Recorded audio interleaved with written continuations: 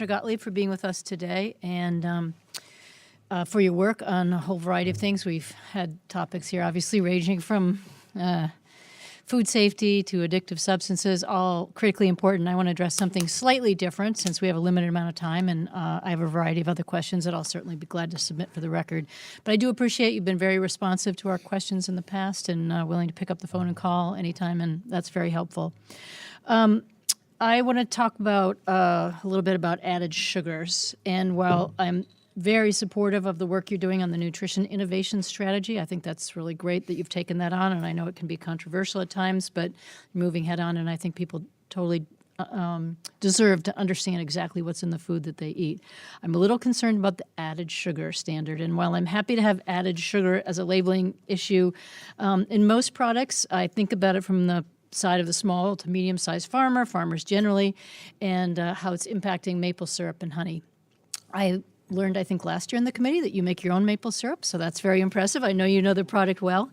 But in Maine, maple syrup contributes about $30 million to the Maine economy. We're third in the nation in maple syrup production, and we actually are proud to say we have the highest maple syrup yield per tap. Maybe that'll change as the climate changes, but so far we're in a good place. I brought you a little bottle from Kinney's Sugar House in Maine in case you run out of your own supply, but just so you can taste how delicious it is. In the guidance in February on added sugars, the guidance shows that honey and maple syrup, which are obviously single ingredient products, must label their sugars added sugar. There is, I know, a provision, and you and I have talked about it a little bit, that you can put an obelisk on there and then some added information. I guess what I'm saying is I think it's going to be very confusing for the consumer.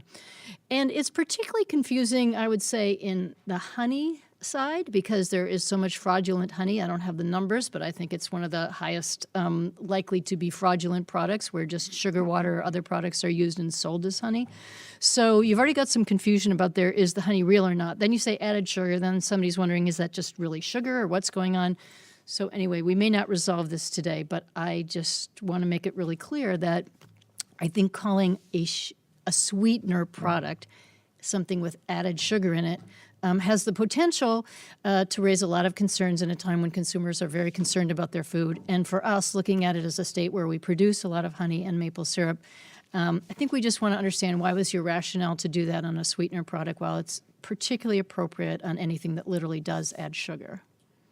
Yeah, Congresswoman, part of our rationale, or a lot of our rationale, is driven by the statute, and the statute itself is prescriptive in certain places, and so we're interpreting the law and the regulations as they exist.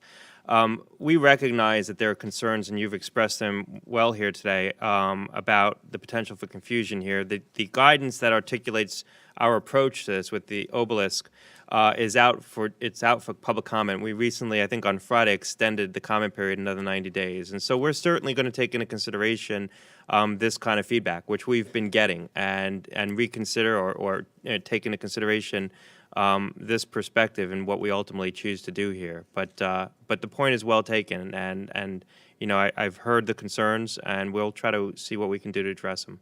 Great. Well, thank you for extending the comment period. I'm sure anyone from our state or other maple syrup and honey producing regions will want to weigh in, and we'll look forward to having further conversations about it. And please enjoy your Maine maple syrup. Thank you.